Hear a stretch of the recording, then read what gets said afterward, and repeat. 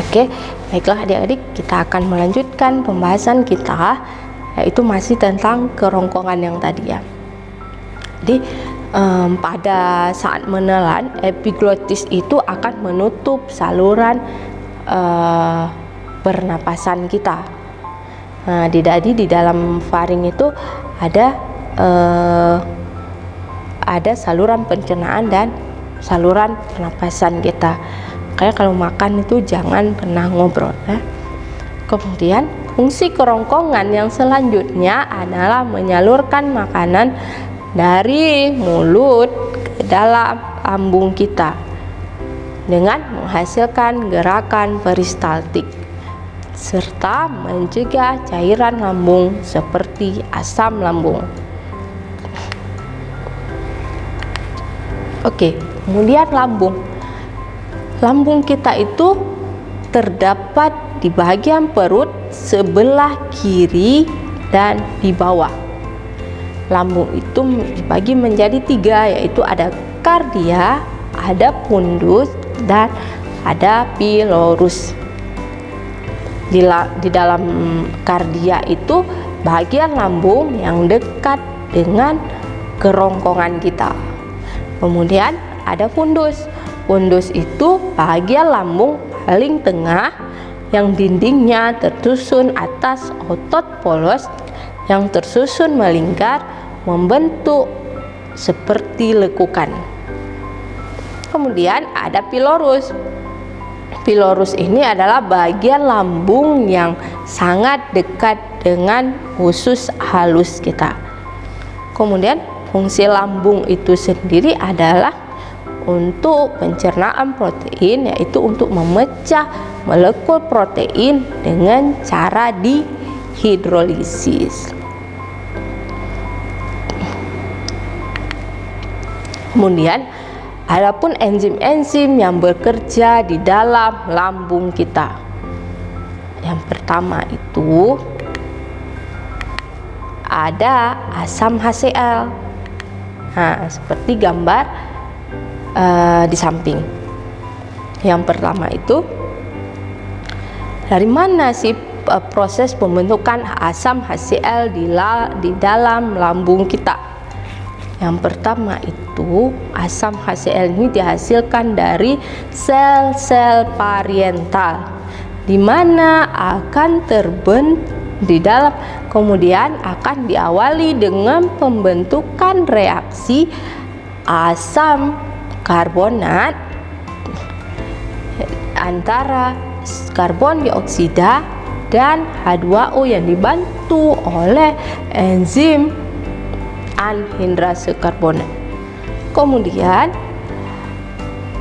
asam karbonat ini akan melepaskan ion H+ pada sel pariental dan sehingga ion bikarbonat ini akan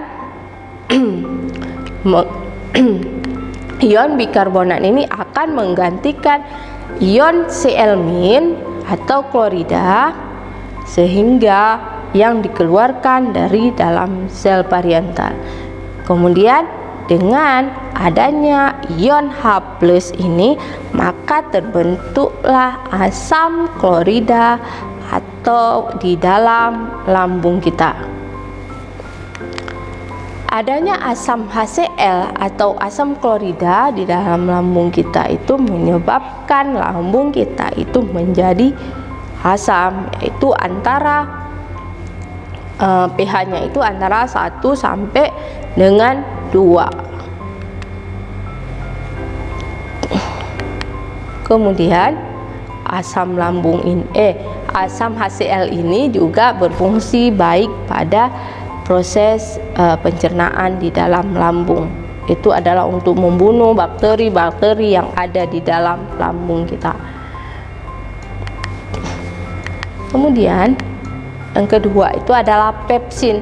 Pepsin adalah salah satu enzim yang untuk memecah molekul protein menjadi molekul yang lebih kecil, yaitu pepton dan proteosa. Enzim ini dihasilkan dalam lambung dalam bentuk pepsinogen. Tapi di dalam bentuk pepsinogen itu ada calon enzim yang belum aktif ya. Kemudian pepsin ini akan diubah menjadi pepsin yang aktif dengan adanya asam klorida di dalam lambung kita. Kemudian pepsin ini akan menjadi katalis dalam reaksi perubahan pepsinogen menjadi pepsin. Oke, kemudian ada enzim yang bekerja di dalam lambung kita, juga ada enzim lipase. Enzim ini merupakan katalis pada reaksi pemecahan molekul lipid dengan cara dihidrolisis. Enzim ini bekerja secara optimal yaitu dengan pH antara 5,5 sampai 7,5. Tetapi lambung tidak bekerja secara efektif. Kemudian enzim lipase ini akan tahan terhadap lingkungan yang bersifat sangat asam serta dapat melangsungkan reaksi hidrolisis trigliserida terhadap molekul trigliserida yang mengandung asam lemak. Molekul trigliserida ini adalah molekul yang banyak terdapat di dalam darah kita.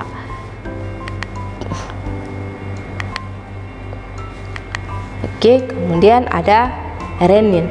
Renin ini adalah suatu enzim yang sangat penting pada proses pencernaan pada bayi karena dapat mengubah kasein yang ada pada susu atau ASI menjadi para kasein dengan bantuan ion kalsium, sehingga protein susu yang sudah ada di dalam lambung bayi ini tidak akan keluar terlalu cepat, serta para kasein dapat dihidrolisis dan digunakan sebagai makanan cadangan pada bayi.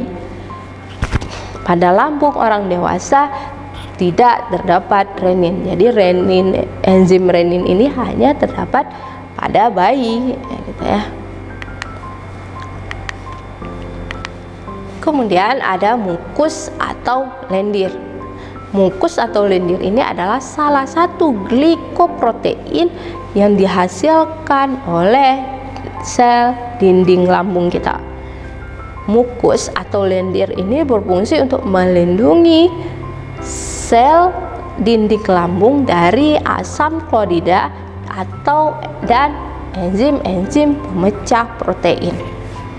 Kemudian jika produksi asam klorida terlalu banyak atau dinamakan dengan asidosis, maka lambung dalam keadaan kosong, maka sel dinding lambung akan terkena pengaruh asam HCl sehingga menyebabkan rasa nyeri di dalam lambung kita.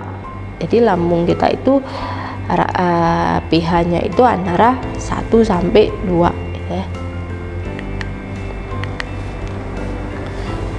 Kemudian ada usus.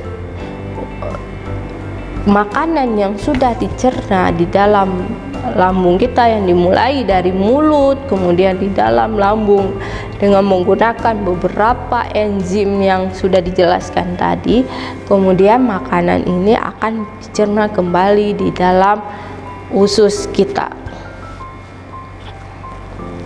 kemudian secara berkala akan dikeluarkan dari lambung.